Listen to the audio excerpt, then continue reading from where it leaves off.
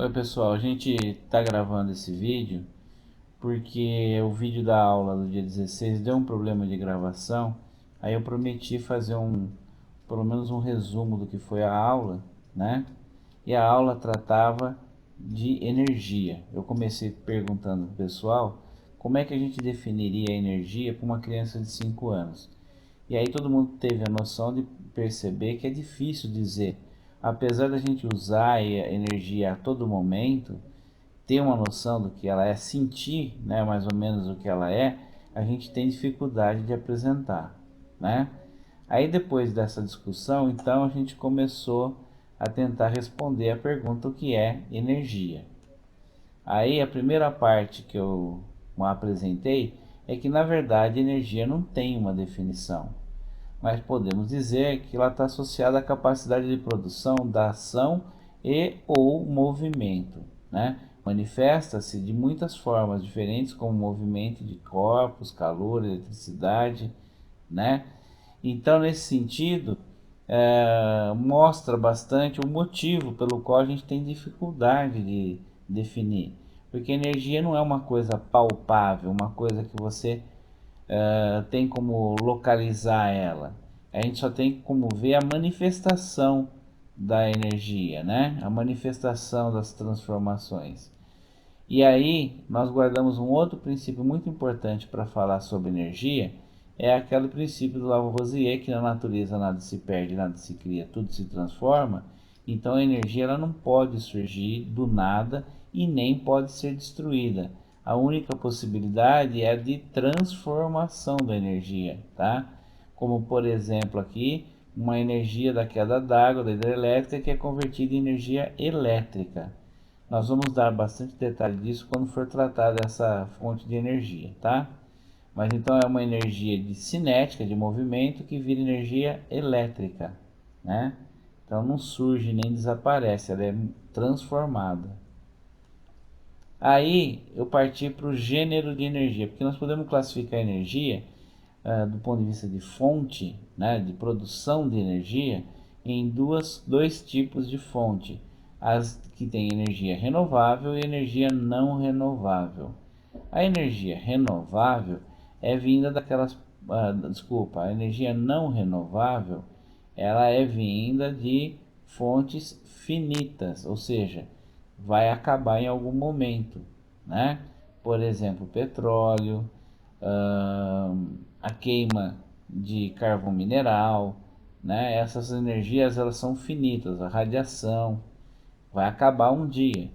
Já a energia gerada a partir de uma fonte que tem a capacidade de reposição natural, elas são denominadas de renováveis e por conta de ser renovável, elas têm um baixo impacto de sujeira, então elas são limpas, né? Como por exemplo, a energia solar, a energia do vento, os biocombustíveis, né? Todos eles são renováveis. Aí eu passei para o pessoal uma ideia de uma relação entre o desenvolvimento humano e a energia, a interação entre isso. É um vídeo muito legal, eu gostaria que vocês assistissem agora.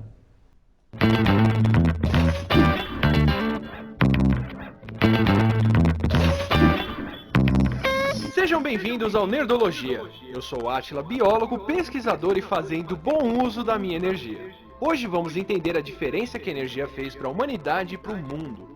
Imagine transportar alguém no tempo de 1140 para 1440. Você acha que a pessoa se sentiria muito desconfortável com o futuro 300 anos depois? E se você transportasse alguém de 1710 para 2010, a surpresa seria maior? Agora pense que a Cleópatra viveu até o ano 30 a.C., enquanto a Grande Pirâmide foi construída antes de 2500 a.C. Ou seja, a Cleópatra nasceu mais perto do nosso tempo do que da Grande Pirâmide. Onde você acha que ela ficaria mais surpresa, se fosse transportada para a construção da Pirâmide de Quéops ou para uma construção moderna? Acredite ou não, a maior parte do que faz o presente ser tão diferente do passado é a energia. Basta retomar o gráfico de Índice de Desenvolvimento Humano e População Mundial do excelente A Segunda Era das Máquinas, para ver que alguma coisa mudou a humanidade perto do presente, pouco antes de 1800. Até então, a maneira que tínhamos de produzir qualquer coisa, de comida a tecidos, era por trabalho manual. Com a domesticação dos animais, como a vaca e depois o cavalo, passamos a usá-los nas plantações para o transporte ou para puxar o arado. Ou seja, quem fazia o trabalho no campo também consumia o que era plantado. Pelos milhares de anos até então, para aumentar uma plantação era preciso mais pessoas ou animais cultivando comida e mais comida para sustentar quem trabalhava. As primeiras máquinas que substituíram o trabalho das pessoas foram os moinhos de água e de vento que ajudavam a bombear água para irrigação ou a moer grãos. Nos dois casos, estávamos usando energia solar, seja no ar aquecido que circula ou na água que evaporou e choveu em locais mais altos. E como Matt Ridley conta no já recomendado O Otimista Racional, tudo começou a mudar quando abandonamos a energia sustentável do Sol e passamos a usar a energia química da turfa e dos fósseis, carvão e petróleo. Quando começamos a usar energia armazenada para operar máquinas, as mãos dos operários foram liberadas. Agora, para aumentar a plantação em um campo, se usa mais máquinas e um pouco mais de mão de obra. Não gastamos mais comida para produzir comida, gastamos combustível. E boa parte das pessoas que deixaram de trabalhar no campo foram viver em cidades onde estudaram mais, inovaram mais e produziram mais com as máquinas. Usar combustíveis permitiu que fizéssemos todas as tarefas limitadas pelo trabalho manual, sem precisar aumentar ainda mais o desmatamento. Com máquinas a vapor e depois movidas por motores de explosão, conseguimos extrair muito mais recursos naturais, sem usar comida ou madeira. Minerar, refinar e produzir metais, cortar madeira, pescar, tudo isso se tornou mais fácil e muito mais barato com combustíveis e depois com a eletricidade. O alumínio, por exemplo, é um dos elementos mais abundantes na superfície do planeta. Como Sun King conta no Curioso, a colher que desaparece, sua extração era tão difícil que logo depois de descoberto em 1825, ele valia mais do que o ouro. Por não perder o brilho e ser tão leve, o alumínio foi bastante usado para produzir joias e até os talheres de Napoleão III. Até 1886, quando o francês Paul Hérold e o americano Charles Hall descobriram como produzir alumínio usando eletricidade, um processo milhares de vezes mais barato. Por isso, hoje usamos o alumínio em latinhas de bebida e jogamos fora, o que deixaria alguém horrorizado em 1870. Agora, ao invés de remar ou usar vento para cruzar o Atlântico em meses, navios como o Titanic, outros navios que não o Titanic, reduziram a viagem para alguns dias. E agora, em um avião, gastamos apenas algumas horas no aeroporto esperando o voo. Gastamos menos de 12 horas para cruzar o Atlântico. Hoje, quem recebe água encanada, geladeira, remédios e comida em supermercados, sem contar internet ou celular, já tem acesso a mais bens de consumo que o Napoleão tinha. Mas essa produtividade toda veio com um custo enorme que estamos nos dando conta aos poucos. Nossa capacidade de alterar o planeta também cresceu exponencialmente. Para fazermos os bens que Napoleão não tinha, gastamos mais do que o planeta produz desde pelo menos 1970. Segundo a Rede Global de Pegada Ecológica, para repor o que consumimos em um ano, precisaríamos de um planeta Terra e meio. Além disso, como já falamos no Nerdologia sobre o clima de Game of Thrones, junto com esse gasto, estamos acumulando mais carbono na atmosfera do que o planeta já viu pelos últimos milhares de anos, aumentando a capacidade de reter calor. Principalmente porque usamos recursos não renováveis como carne de caça e combustíveis fósseis. Por isso precisamos, entre outras coisas, usar menos recursos em geral. E por isso precisamos usar a energia de forma mais eficiente e buscar fontes alternativas, como energia solar diretamente absorvida por painéis ou indiretamente pelas plantas, que transformamos em biocombustíveis. Aproveitar, por exemplo, a matéria vegetal que jogamos fora faria com que a área plantada para isso fosse bem menor e mais bem aproveitada. Temperaturas extremas, como muito quentes ou muito frias, acontecem todos os anos em diversos locais. E o esperado ao acaso seria um recorde de calor para cada um de frio. Mas escolha qualquer região com medidas de longa data, como Estados Unidos, Europa e Austrália, e até os oceanos, e você verá a mesma tendência. Quebramos cada vez mais só os recordes de calor, principalmente no verão.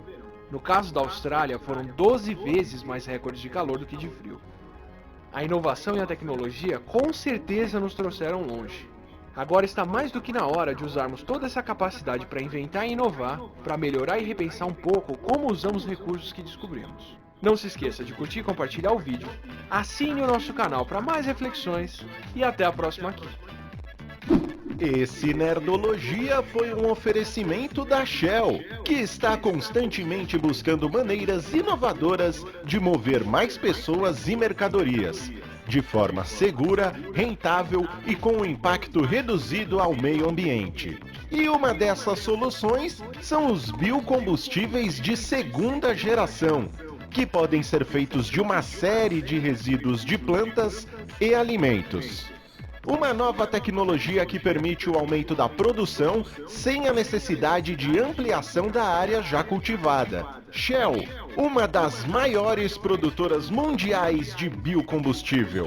Make the future! Por favor, críticas, comentários, sugestões e temas aqui embaixo e nos nossos perfis no Twitter e no Facebook.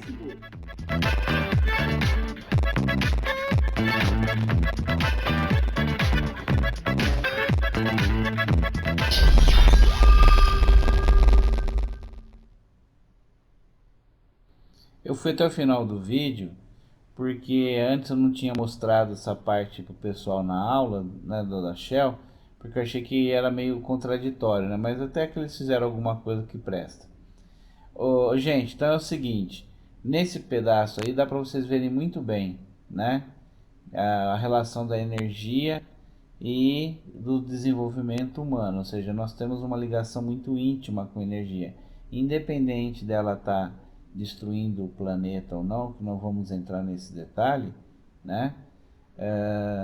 Essa é uma relação fundamental. A prova disso é o questionamento que ele fez, né? Se Cleópatra ela teria mais choque em ver a nossa realidade de hoje ou da realidade de 2500 anos antes dela, né?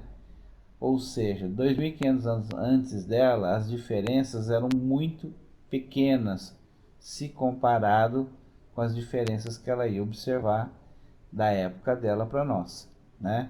E a resposta para isso é o aumento de consumo de energia, de produção de energia, né? E para finalizar o assunto energia, nós temos mais um vídeo que vai falar sobre a conservação de energia, que é uma coisa muito importante quando a gente for tratar de conversão de energia, tá? Então vamos prestar atenção aí que ele fala de um jeito bem interessante. E aí pessoal, meu nome é Pedro Lousa e bem-vindos ao curso de Física Básica do Ciência Todo Dia.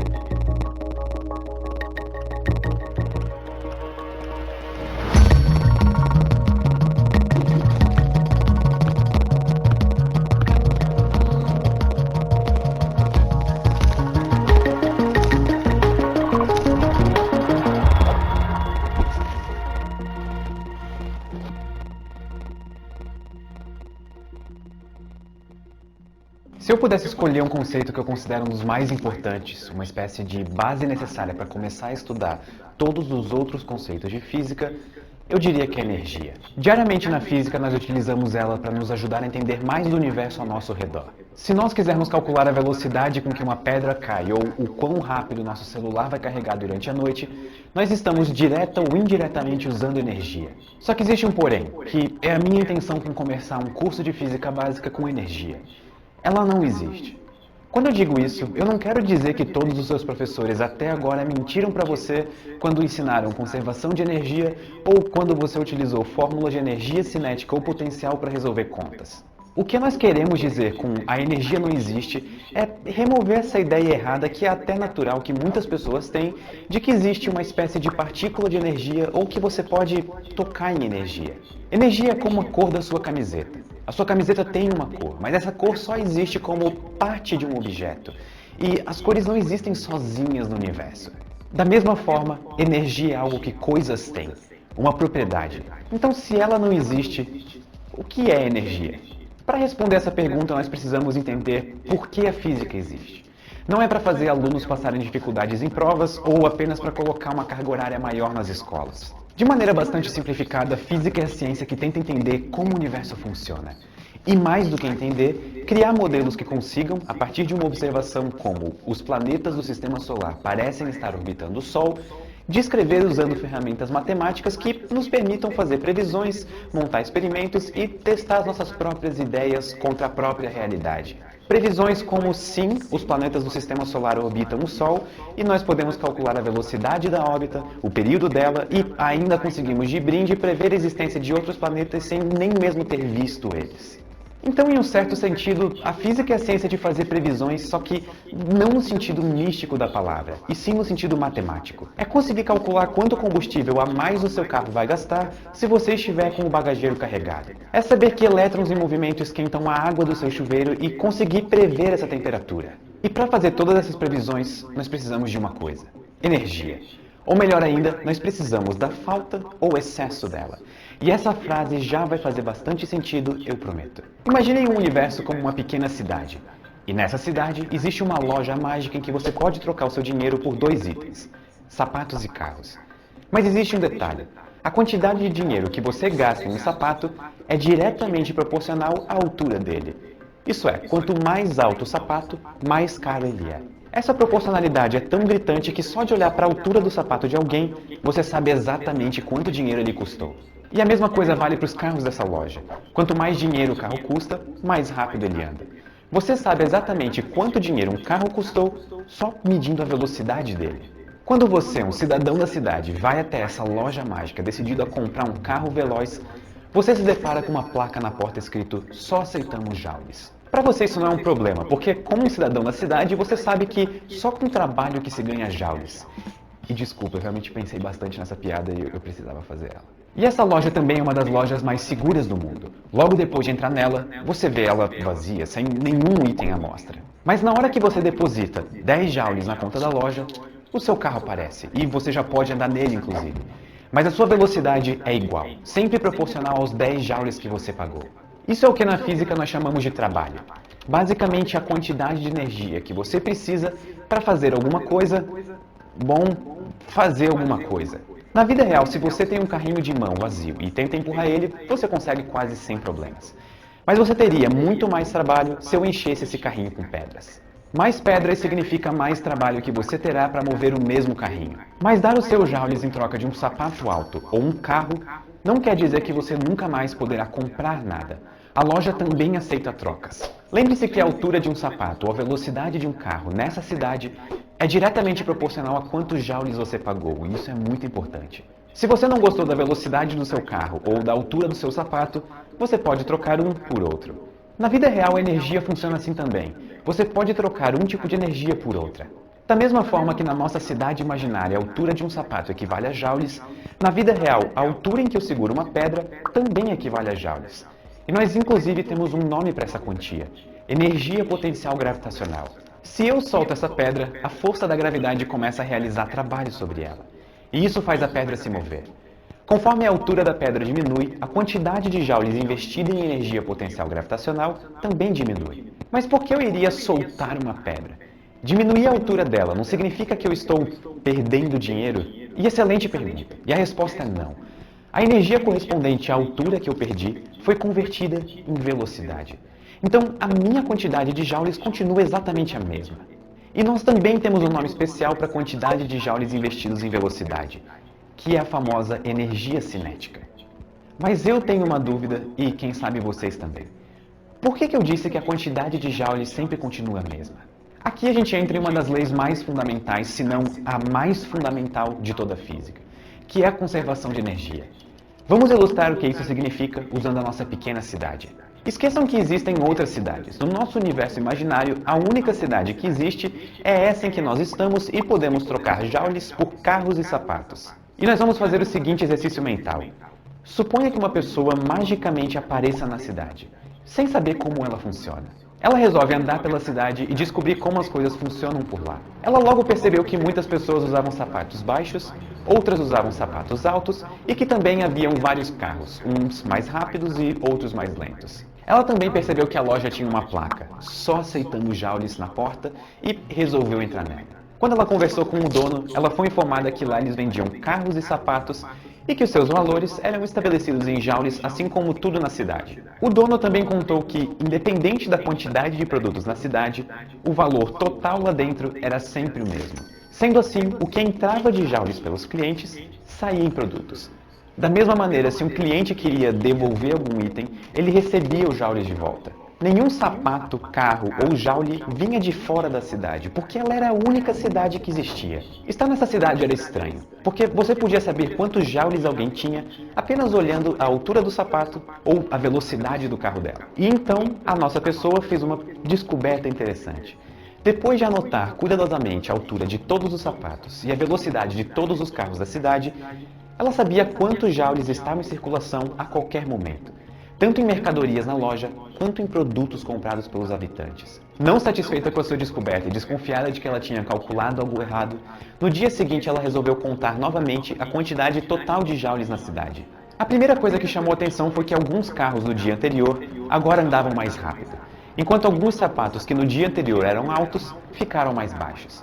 Embora isso tenha causado um leve espanto à primeira vista, ela ainda chegava no mesmo valor para a quantidade total de dinheiro na cidade quando ela somava tudo. A solução que ela encontrou foi a seguinte: algumas pessoas que ontem estavam com carros lentos pegaram a altura do sapato de outras pessoas emprestadas para aumentar a velocidade deles. E essas pessoas que tinham sapatos mais altos e emprestaram a altura deles para os carros, hoje estavam andando com sapatos mais baixos. Ou seja, algumas pessoas pegaram os joules desses sapatos para aumentar a velocidade do seu próprio carro. Só que quando ela foi somar tudo, mesmo com alguns carros indo mais rápido e alguns sapatos estando mais baixos, a quantidade total de joules continuava a mesma. Então parecia que existia algo estranho acontecendo com essa cidade, algum tipo de lei fundamental que ela não conhecia. Essa lei funcionava com base na conservação do valor total de joules na cidade. Não importava o que acontecia, o valor total sempre continuava o mesmo.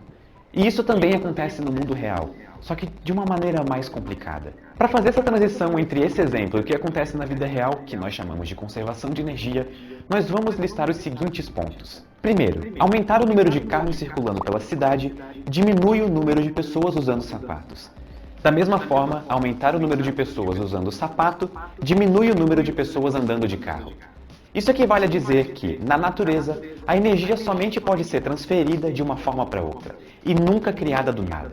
Segundo, da mesma forma que conseguimos dizer o valor em joules de um sapato ou de um carro, olhando apenas para sua altura ou velocidade, na natureza nós conseguimos calcular a energia de objetos nas suas mais diferentes formas, usando expressões matemáticas.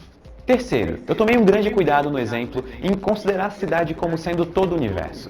Essa é a única maneira de garantir que nada entrou nem saiu dela. Na física, isso é um conceito muito importante conhecido como sistema isolado. A conservação da energia só funciona se nós temos certeza que nada adicionou ou retirou energia do sistema.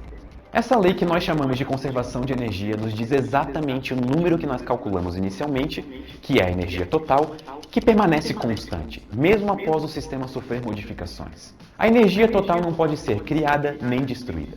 Somente pode ser transformada ou transferida entre suas diferentes formas. Essa lei é tão fundamental, mas tão fundamental, que até hoje nunca vimos ela ser violada em nenhum sistema físico. E isso é impressionante. Ok, então até aqui nós apresentamos o que é energia e discutimos o que significa ela ser conservada. Mas existe uma pergunta que, embora não tenha falado no início, talvez alguns de vocês tenham feito. Ao falar que algo é conservado, nós não precisamos dizer com relação ao que essa coisa é conservada? E sim, totalmente. Então, quando falamos que a energia é conservada, ela é conservada em relação ao quê? A resposta para essa pergunta já estava inserida de uma maneira um tanto quanto discreta no nosso exemplo. Dia após dia, a pessoa calculou a quantidade total de joules que existia na cidade. Ele percebeu que todos os dias essa quantidade era igual. Dias, horas, semanas, segundos, essas são todas unidades de tempo. Portanto, quando nós dizemos que a energia total de um sistema se conserva, nós estamos dizendo implicitamente que ela se conserva com relação ao tempo. Eu poderia acabar esse vídeo por aqui e vocês provavelmente estão cansados. Mas eu acho válido dar um spoiler do que nós vamos ver nos próximos vídeos dessa série. O que o resultado de energia ser conservada nos diz, de forma mais profunda, é que as leis da física não mudam com o tempo. Elas são as mesmas desde a origem do universo e vão continuar as mesmas até o fim dele. E aqui chegamos num ponto muito sutil e delicado, que obviamente está além dos propósitos desse vídeo, que é a relação entre simetrias e quantidades conservadas na natureza. Isso pode parecer complicado, mas não foquem tanto nessa palavra nova, simetria, e sim no que ela quer dizer. No nosso caso de conservação de energia, existe uma simetria temporal. Isso quer dizer que se nós fizermos um experimento em algum momento e depois de algum tempo nós voltarmos e fizermos o mesmo experimento, ele vai se comportar da exata mesma maneira, conservando energia. E isso é profundo.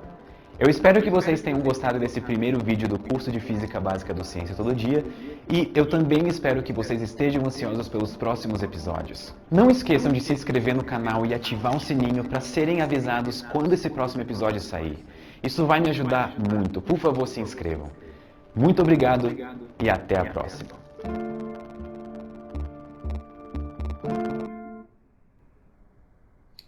Então, pessoal, aí foi importante também mostrar isso daí, né? Que ela conserva. Para conservar, só se você transformar uma energia em outra no momento da realização do trabalho. Isso também a gente vai ver com detalhes, tá? Na nossa próxima aula, nós vamos tratar dos tipos de energia mais detalhadamente, tá? Eu agradeço a atenção de vocês e eu ainda vou colocar o link desses vídeos e talvez de outros também no grupo ao longo da semana, tá? Valeu!